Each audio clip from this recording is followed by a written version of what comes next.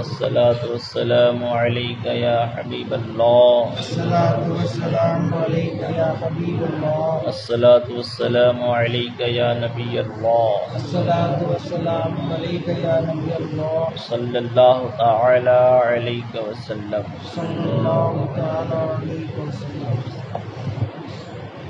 ریا و سمعہ کا بیان چل رہا ہے،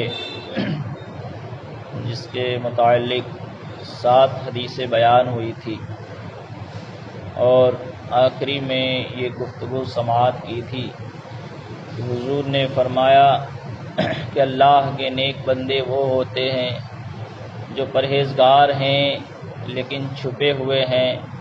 ایسے چھپے ہوئے ہوتے ہیں کہ اگر وہ غائب ہو جائیں تو انہیں کوئی تلاش نہ کرے، اور کسی بات کی گواہی دینے کے لیے آ جائیں تو انہیں کوئی پہچان نہ پائے. تو ایسے لوگ ہدایت کے امام اور علم کے چراغ ہیں. گم شدہ لوگ جو لوگوں میں مشہور نہیں ہوتے لیکن اللہ کے نیک بندے ہوتے ہیں، وہ لوگوں کے لیے ہدایت کا سامان بن جاتے ہیں اور لوگوں کے امام بن جاتے ہیں. پتہ چلا کہ یہ مرتبہ انہیں کب ملا؟ جب انہوں نے غرور نہیں کیا، گھمنڈ نہیں کیا، دکھاوا نہیں کیا، کوئی کسی سے کوئی تعلق نہیں رکھا، صرف خدا کی بارگاہ سے لو لگائے رہے. تو اس کا مقام اللہ نے بلند فرما دیا کہ حضور نے فرمایا کہ وہ امام ہوں گے لوگوں کے اور علم کے چراغ ہوں گے. حدیث نمبر 8 یہ ہے کہ ابن ماجہ نے روایت کی ہے کہ ایک روز حضرت عمر رضی اللہ تعالی عنہ مسجد نبوی میں تشریف لے گئے. حضرت معاذ رضی اللہ تعالی عنہ کو قبر نبی کریم صلی اللہ تعالی علیہ وسلم کے پاس روتا ہوا پایا. حضرت عمر مسجد نبوی میں گئے تو حضرت معاذ رضی اللہ تعالی عنہ کو حضور کی قبر کے پاس روتا ہوا پایا. حضرت عمر نے فرمایا، اے معاذ کیوں روتے ہو؟ کیا وجہ ہے؟ تو حضرت معاذ رضی اللہ تعالیٰ عنہ نے کہا، ایک بات میں نے رسول اللہ سے سنی تھی وہ مجھے رلاتی ہے. ایک بات میں نے رسول اللہ سے سنی تھی وہ مجھے رلاتی ہے. کہنے لگے، میں نے حضور کو یہ فرماتے سنا ہے کہ تھوڑا سا ریا بھی شرک ہے. تھوڑا سا ریا، تھوڑا سا دکھاوا بھی کیا ہے؟ شرک ہے. اور جو شخص اللہ عز و جل کے ولی سے دشمنی کرے وہ اللہ عز و جل سے لڑائی کرتا ہے. اللہ تعالیٰ نیکوں، پرہیزگاروں، چھپے ہوئوں کو دوست رکھتا ہے. وہ کہ غائب ہوں تو ڈھونڈے نہ جائیں، حاضر ہوں تو بلائے نہ جائیں، اور ان کو نزدیک نہ کیا جائے. ان کے دل ہدایت کے چراغ ہیں، ہر غبار آلود تاریک سے نکل جاتے ہیں، یعنی مشکلات اور بلاؤں سے الگ ہوتے ہیں. تو اس میں حضرت معاذ نے کیا بتایا کہ میں نے حضور سے ایک بات سنی تھی، حضور نے فرمایا تھوڑا سا دکھاوا بھی کیا ہے؟ شرک ہے. تو اس وجہ سے بھی میں رو رہا ہوں. اور دوسری وجہ یہ ہے کہ حضور نے فرمایا کہ اللہ کے دوستوں سے جو دشمنی کرتا ہے تو اللہ تبارک و تعالیٰ سے وہ لڑائی کرتا ہے.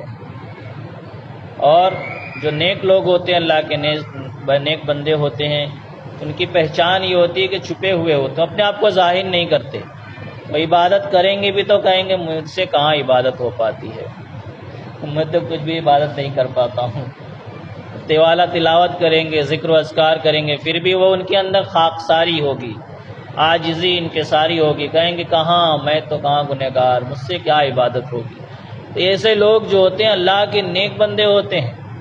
اب ایسے لوگ اگر کسی مجلس میں نہ بھی جائیں تو کوئی انہیں تلاش کرنے نہیں جائے گا، کوئی انہیں ڈھونڈنے نہیں جائے گا. اور اگر کسی مجلس میں آ کے بیٹھ بھی جائیں تو کوئی ان کو آگے نہیں بلائے گا کیونکہ وہ مشہور نہیں ہے. تو ایسے لوگ جو اللہ کے نیک بندے بھی ہوتے ہیں، پرہیزگار بھی ہوتے ہیں، لیکن چھپے ہوئے ہوتے ہیں، وہ ظاہر نہیں ہوتے. تو اس سے پتہ یہ چلتا کہ ان کا ظاہر نہ ہونا یہ اس بات کی دلالت ہے، اس بات کی گواہی ہے کہ ان کو صرف اور صرف خدا کی رضا چاہیے. ان کو لوگوں سے کچھ تعلق نہیں، ورنہ لوگوں کے سامنے آ کر نہ کریں، وہ چھپ کر کے کرتے تاکہ کوئی دیکھے ہی نہ. اس لیے یہ لوگ اللہ کے نیک بندے ہوتے ہیں. اور یہ لوگ ایسی عبادت کرتے ہیں کہ اس عبادت کی برکت سے تمام مشکلوں اور بلاؤں سے الگ ہو جاتے ہیں، ان کو مشکل اور بلا چھو کر بھی نہیں گزرتی، ایسے نیک بندے ہوتے ہیں۔ حدیث نمبر 9، امام بخاری نے ابو تمیمہ سے روایت کی، کہتے ہیں کہ صفوان اور ان کے ساتھیوں کے پاس میں حاضر تھا، جندب رضی اللہ تعالیٰ عنہ ان کو نصیحت کر رہے تھے۔ انہوں نے کہا تم نے رسول اللہ صلی اللہ تعالی وسلم سے کچھ سنا ہو تو بیان کرو۔ حضرت جندب رضی اللہ تعالیٰ عنہ نے کہا میں نے رسول اللہ کو یہ فرماتے سنا، جو سنانے کے لیے عمل کرے گا اللہ تعالیٰ قیامت کے دن اسے سنائے گا، یعنی سزا دے گا، اور جو مشقت ڈالے گا اللہ تعالیٰ قیامت کے دن اس پر مشقت ڈالے گا۔ پوچھنے والے نے پوچھا کہ کوئی بات آپ نے حضور سے سنی ہو تو بیان کیجیے۔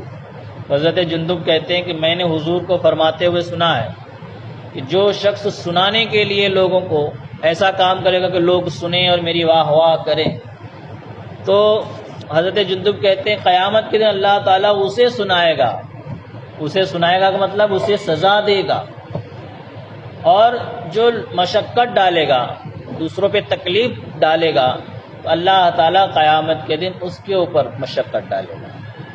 پھر انہوں نے کہا ہمیں وصیت کیجیے، تو حضرت جندب نے فرمایا سب سے پہلے انسان کا پیٹ سڑے گا۔ حضرت جندب کہتے ہیں نصیحت تو یہی ہے، سن لو، سب سے پہلے انسان کا پیٹ سڑتا ہے، لہذا جس سے ہو سکے پاکیزہ مال کے سوا کچھ نہ کھائے۔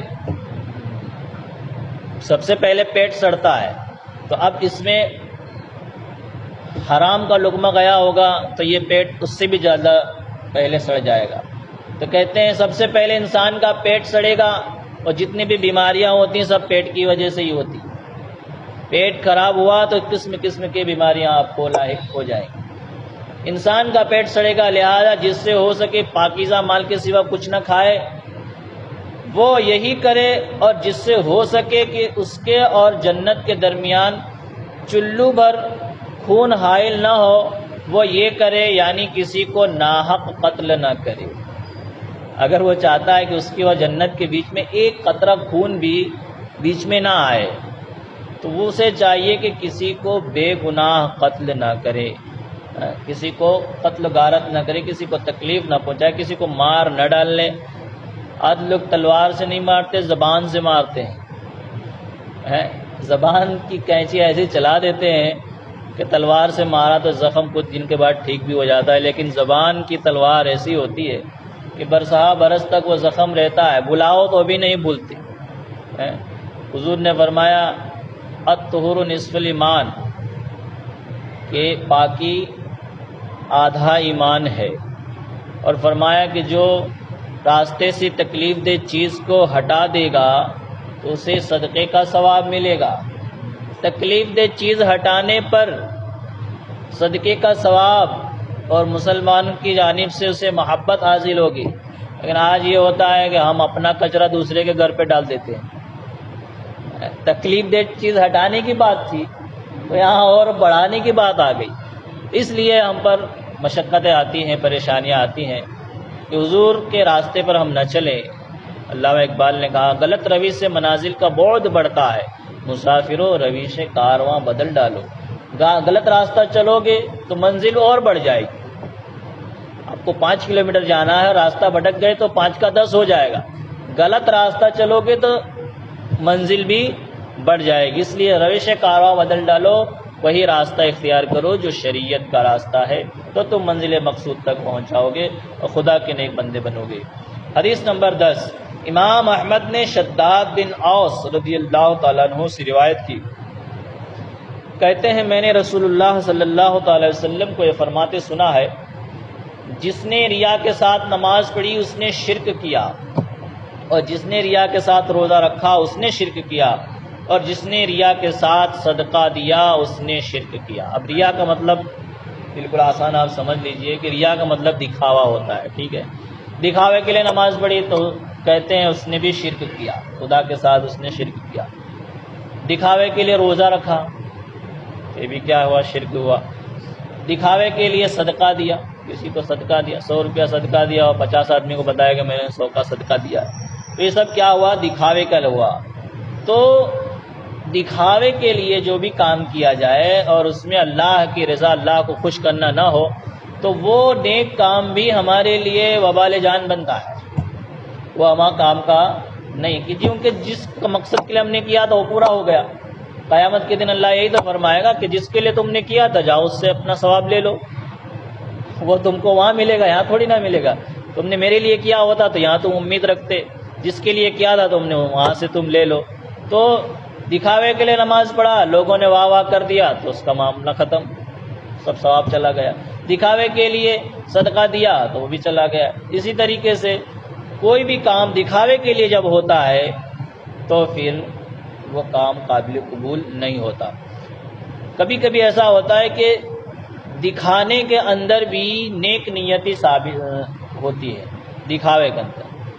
جیسے کہ اب کوئی مانگنے کے لیے آیا، اس کو ایک شخص نے 50 روپیہ لوگوں کے سامنے دیا، تو اب اس کی یہ نیت ہو کہ مجھے کوئی بھلے کچھ کہے نہ کہے، لیکن مجھے دیکھ کر کوئی دوسرا بھی تو دے، مجھے دیکھ کر کے کوئی دوسرا بھی دے تو میری وجہ سے اس کو ثواب ملے۔ یہ نیت اس کی، جو دے رہا ہے اس کی نیت کی بات کرتا ہوں، دوسرے تو کچھ بھی سوچ سکتے ہیں، جو دے رہا ہے اس کی نیت کی، کہ جو اپنے دل سے دے رہا ہے وہ خود جانتا ہے کہ کس نیت سے دے رہا ہے، لوگوں کو دکھانے کے لیے دے رہا ہے یا پھر لوگوں کو ابھارنے کے لیے دے رہا ہے کہ لوگ بھی اس کی جانب مائل ہوں۔ تو اس طرح جب نیت اچھی ہوتی ہے تو اس کا پھل بھی اچھا ہوتا ہے، ٹھیک ہے۔ محمود غزنوی جو بادشاہ تھے، چکر لگاتے ہوئے پہنچ گئے جنگل کھیت میں، گنے کے کھیت میں، ایک گنا توڑا اور اسے چوسا تو بہت رسیلا تھا، بڑا میٹھا تھا، تو کہنے لگے اب اس کے اوپر بھی لگان لگایا جائے گا، اس کا بھی ٹیکس لگایا جائے تاکہ حکومت کی آمدنی زیادہ ہو۔ جیسے ہی دل میں ارادہ کیا اور پھر دوسرا گنا چوسا تو اس میں رس ہی نہیں، مٹھاس غائب، پریشان ہو گئے، تو ابھی تو میٹھا تھا، یہ ابھی اتنی جلدی پھیکا کیسے ہو گیا؟ تو ایک کسان بیچارہ وہاں پہ تھا، اس سے پوچھا کہ بھائی اس کی کیا وجہ ہے؟ تو وہ بڑا فراست والا تھا، اس نے فوراً سمجھ گیا کہ ضرور اس میں کچھ نیت میں خرابی ہے۔ کہنے لگا شاید ہمارے بادشاہ کی نیت بدل گئی ہے۔ کیا کہا؟ ہمارے بادشاہ کی نیت بدل گئی ہے۔ بادشاہ نے فوراً دل میں توبہ کی کہ نہیں، میں یہ کام نہیں کروں گا۔ پھر گنا چوسا تو اللہ کے فضل سے پھر وہ میٹھا ہی تھا۔ تو نیت جب بدلتی ہے تو پھر سب بدل جاتا ہے۔ تو اچھی نیت کا اچھا پھل ہوتا ہے، بری نیت کا برا پھل ہوتا ہے۔ تو دکھانے میں بھی اگر کسی نے اس نیت سے دیا کہ لوگ مجھے واہ واہ کہتے، برا ہے۔ دکھانے میں اس نیت سے دیا کہ تاکہ دوسرے بھی مائل ہوں، دوسرے بھی جانے کہ اسے دینا چاہیے، تو پھر اس میں اس کو ثواب بھی ملے گا اس کی نیت کے اوپر۔ حدیث نمبر 11، تو امام احمد نے شداد ابن اوس رضی اللہ تعالیٰ عنہ سے روایت کی کہ یہ روئے، یعنی حضرت شداد ابن اوس روئے۔ کسی نے پوچھا کیوں روتے ہو؟ کہنے لگے ایک بات میں نے رسول اللہ سے سنی تھی، وہ یاد آ گئی ہے، اس نے مجھے رلا دیا ہے۔ ایک بات سنی تھی وہ یاد آ گئی ہے، اس نے مجھے رلا دیا ہے۔ حضور صلی اللہ تعالی وسلم کو میں نے یہ فرماتے سنا ہے کہ میں اپنی امت پر شرک اور شہوت خفیہ کا اندیشہ کرتا ہوں۔ حضور نے کیا فرمایا؟ میں اپنی امت پر شرک اور شہوت خفیہ کا اندیشہ کرتا ہوں، فکر کرتا ہوں کہ کہیں میری امت میں یہ چیز آ نہ جائے اور وہ پھر وہ بھٹک نہ جائے۔ تو کہتے ہیں میں نے عرض کہ یا رسول اللہ، کیا آپ کی امت آپ کے بعد شرک کرے گی، کسی کو شریک کرے گی؟ یا رسول اللہ، آپ کی امت آپ کے بعد کسی کو اللہ کے ساتھ شامل کرے گی؟ فرمایا ہاں، مگر وہ لوگ آفتاب و ماہتاب و پتھر اور بت کو نہیں پوجیں گے۔ شرک تو کریں گے لیکن سورج، پتھر، چاند، ستاروں کو نہیں پوجیں گے۔ وہ تم یہ نہ سمجھو کہ سورج کو پوجے تو ہی شرک ہوا، پتھر کو پوجے تو شرک ہوا، بت کو پوجے تو شرک ہوا، چاند کو پوجے تو شرک ہوا۔ حضور فرماتے ہیں ہاں میری امت شرک کرے گی، لیکن ایسا شرک نہیں جو پتھر، چاند، ستاروں کو پوجا جاتا ہے، اس کی عبادت کی جاتی ہے، ایسا نہیں، بلکہ اپنے اعمال میں ریا کریں گے، اپنے اعمال میں ریا کریں گے، دکھاوا کریں گے، تو وہی شرک ہوگا ان کے لیے۔ اور شہوت خفیہ یہ ہے، حضور نے فرمایا شہوت خفیہ یہ ہے کہ صبح کو روزہ رکھے گا اور پھر کسی خواہش سے روزہ توڑ دے گا۔ نیت، پہلے نیت تھی روزہ رکھنے کی، روزہ رکھ لیا اور پھر پتہ نہیں کیا ہو گیا، اس کے دل میں کیا خواہش آ گئی تو روزہ توڑ دیا۔ تو کہتے ہیں یہی شہوت خفیہ ہے، چھپی ہوئی شہوت، یعنی خواہش، انسان کے دل کی خواہش جو ہوتی ہے اسے شہوت کہتے ہیں۔ تو چھپی ہوئی خواہش کی وجہ سے اس نے کیا کر دیا، روزہ توڑ دیا۔ حضور حضرت شداد ابن اوس کہتے ہیں یہی بات مجھے رلا رہی ہے کہ حضور کی امت میں بھی ایسے لوگ آئیں گے جو ایسا کریں گے۔ اس لیے دیکھو حضور نے ساری پیشن گوئی بتا دی، لیکن ہم جانتے ہی نہیں ہیں، عمل ہی نہیں کرتے ہیں۔ اس لیے ہمیں چاہیے کہ جو بھی حضور نے فرمایا اس کے اوپر اگر ہم عمل کر لیں تو ہماری زندگی سنور سکتی ہے۔ حدیث نمبر 12، امام احمد اور مسلم اور نسائی نے حضرت ابو ہریرہ رضی اللہ تعالیٰ عنہ سے روایت کی، رسول اللہ صلی اللہ تعالی وسلم نے فرمایا سب سے پہلے قیامت کے دن ایک شخص کا فیصلہ ہوگا، دیکھو پوری بات آپ سمجھ میں آ جائے گا، ایک شخص کا فیصلہ ہوگا جو شہید ہوا ہے۔ قیامت کے دن ایک شخص کا فیصلہ ہوگا جو شہید ہوا ہوگا خدا کی راہ میں، وہ حاضر کیا جائے گا اللہ کی بارگاہ میں۔ اللہ تعالیٰ اپنی نعمتیں دریافت کرے گا، اس سے پوچھے گا کہ میں نے تجھے نعمتیں دی تھی کہ نہیں دی تھی، تو وہ شخص پہچانے گا بھی، کہے گا بھی ہاں مولا تو نے مجھے بہت ساری نعمتیں دی تھی، اقرار بھی کرے گا، مانے گا بھی، سب کچھ کرے گا۔ اللہ ارشاد فرمائے گا ان نعمتوں کے مقابلے میں تو نے کیا عمل کیا ہے؟ جو نعمتیں میں نے تجھے دی تھی، ناک دیا، کان دیا، آنکھ دیا، سب کچھ، پیر دیا، ہاتھ دیا، دماغ تیرا سلامت رکھا، جسم صحیح سالم دیا، تو نے اس نعمت کے بدلے میں کون سا عمل کیا؟ تو وہ کہے گا یا اللہ میں نے اس کے مقابلے میں تیری راہ میں جہاد کیا، تیری راہ میں لڑا، یہاں تک کہ میں شہید ہو گیا، یہاں تک کہ میں شہید ہو گیا، تو میں تیری راہ میں تو میں نے لڑا۔ اللہ فرمائے گا تو جھوٹا ہے، اللہ فرمائے گا تو جھوٹا ہے، تو نے اس لیے قتال کیا تھا کہ لوگ تجھے بہادر کہیں۔ تو کہتا ہے کہ اللہ کے لیے کیا تھا، لیکن حقیقت میں تو نے میرے لیے نہیں کیا تھا، تو یہ سوچتا تھا کہ لوگ تجھے بہادر کہیں، سو کہہ لیا گیا، وہ تو تجھے کہہ لیا گیا، تو بہادر ہے، لڑتے لڑتے شہید ہو گیا، وہ تیرا معاملہ ہو گیا۔ حکم ہوگا اس کو منہ کے بل گھسیٹ کر جہنم میں ڈال دیا جائے۔ کس وجہ سے؟ تھوڑی سی ریا کی وجہ سے، دکھاوا کی وجہ سے، خدا کے لیے اس نے نہیں کیا، حالانکہ وہ خود یہ سمجھ رہا ہے کہ میں نے خدا کے لیے کیا، لیکن اس کی نیت صاف نہیں۔ اللہ فرمائے گا اس کو منہ کے بل گھسیٹ کر کے جہنم میں ڈال دیا جائے۔ شہید ہوا تھا۔ اب اس کے بعد ایک اور شخص لایا جائے گا جس نے علم پڑھایا، لوگوں کو پڑھایا، سکھایا، عالم بنایا، حافظ بنایا، قرآن پڑھایا، وہ حاضر کیا جائے گا، تو اس سے بھی ایسا ہی سوال پوچھے گا، نعمتوں کے بارے میں پوچھا جائے گا، وہ بھی نعمتوں کو پہچانے گا۔ ان نعمتوں کے مقابلے میں اللہ فرمائے گا تو نے کیا عمل کیا، جو میں نے تجھے نعمت دی اس کے بدلے میں کچھ عمل کیا ہے؟ تو وہ کہے گا یا اللہ میں نے تیرے لیے علم سیکھا، لوگوں کو سکھایا، قرآن پڑھایا۔ تو اللہ ارشاد فرمائے گا تو جھوٹا ہے، تو جھوٹا ہے، تو نے علم اس لیے پڑھا کہ تجھے لوگ عالم کہیں، تو نے اس لیے پڑھا تھا کہ تجھے لوگ عالم کہیں، تو عالم کہا جائے، اور قرآن اس لیے پڑھا تھا کہ تجھے لوگ قاری کہیں، تو وہ تو تجھے کہہ لیا گیا، تجھے عالم بھی لوگ کہہ گئے، قاری بھی کہہ گئے، اب پھر حکم ہوگا کہ اس کو منہ کے بل گھسیٹ کر جہنم میں ڈال دیا جائے، ریا کی وجہ سے، دکھاوے کی وجہ سے۔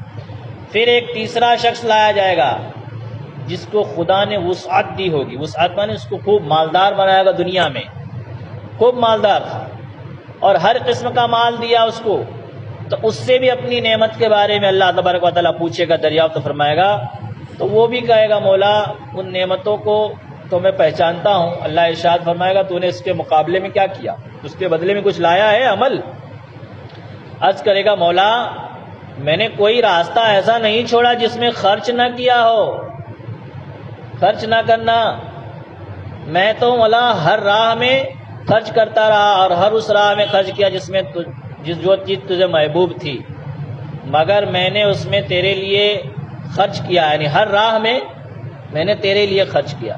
اللہ ارشاد فرمائے گا تو بھی جھوٹا ہے، تو بھی جھوٹا ہے، تو نے اس لیے خرچ کیا کہ سخی کہا جائے، تو نے اس لیے خرچ کیا کہ لوگ تجھے سخی کہیں، بڑا داتا کہیں، تو وہ تو لوگوں نے کہہ لیا، وہ تو لوگوں نے کہہ لیا، پھر اس کے متعلق بھی حکم ہوگا کہ منہ کے بل گھسیٹ کر جہنم میں ڈال دیا جائے۔ آپ اندازہ لگائیے کہ کیسے کیسے نازک معاملے وہاں پر میدان محشر میں ہوں گے کہ ایک ذرا سی نیت کی خرابی کی وجہ سے سارے عمل بھی برباد ہو سکتے ہیں۔ اس لیے عمل بھلے ہی تھوڑا کرو لیکن نیت صاف رکھو، عمل تھوڑا کرو نیت صاف رکھو تو اس میں کامیابی مل سکتی ہے۔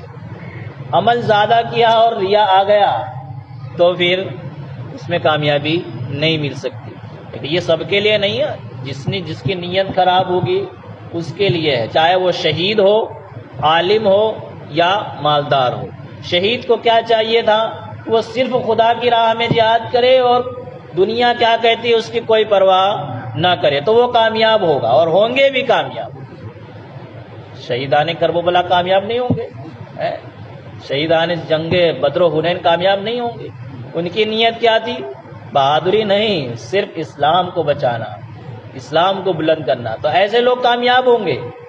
اور علم پڑھایا، صحابہ کرام نے علم سیکھا سکھایا، اصحاب صفہ نے گھر بار چھوڑ کر کے حضور کے در پر بیٹھے رہے، 72 صحابہ کرام، وہ نہ ان کا کوئی گھر نہ کچھ، اصحاب صفہ کہلاتے ہیں وہ لوگ، انہی میں سے حضرت ابو ہریرہ بھی ہیں، بھوکے پیاسے رہتے تھے، علم سیکھتے تھے، سکھاتے تھے لوگوں کو، تو ان کی نیت کچھ عالم کہلانا نہیں بلکہ دین کی خدمت کرنا تھی، ایسے لوگ کامیاب ہوں گے۔ مالدار، حضرت عثمان غنی اپنے گھر میں خرچ کرنے کی بات ہو تو کہتے ہیں شہد اور دودھ ایک ساتھ نہیں پینا۔ یہ کیا، شہد بھی پینا اور دودھ بھی پینا؟ ایک چیز پیو۔ بچوں کو نصیحت کرتے، لیکن اگر کوئی مانگنے آتا ہے تو اس کو مانگنے سے پہلے اس کا ڈبل دے دیتے، اور جب گھر میں آتا ہے مہمان تو وہی کھلاتے بھی ہے، شہد بھی پلاتے ہیں اور دودھ بھی پلاتے ہیں۔ آنے والا سوچتا ہے کہ یہ کیا، ابھی دروازے پہ میں تو سن رہا تھا کہ بچوں کو نصیحت کر رہے ہیں کہ دودھ اور شہد ایک ساتھ نہ پیو، اور مجھے یہ دونوں کھلا رہے ہیں، اس کی وجہ کیا ہے؟ سب کچھ معاملہ ہو گیا، جو لینے آیا تھا 2000 اس کو دیا 6000، تو تگنا دیا، آیا تھا پیدل اس کو سواری کے ساتھ بھیجا، اونٹ پہ لاد کے بھیج دیا، جاتے جاتے کہنے لگا کہ حضرت وجہ کیا ہے؟ اپنے بچوں کو نصیحت کر رہے تھے ایسے اور مجھے اتنا کھلایا۔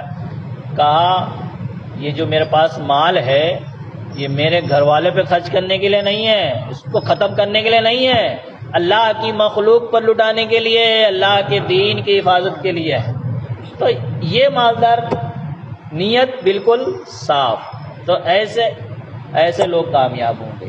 تو جو بھی حضرت عثمان غنی کے نقش قدم پر چلے گا، صحابہ کے نقش قدم پر چلے گا، شہیدان کرب و بلا کے نقش قدم پر چل کر شہید ہوگا، تو اس میں کسی چیز کی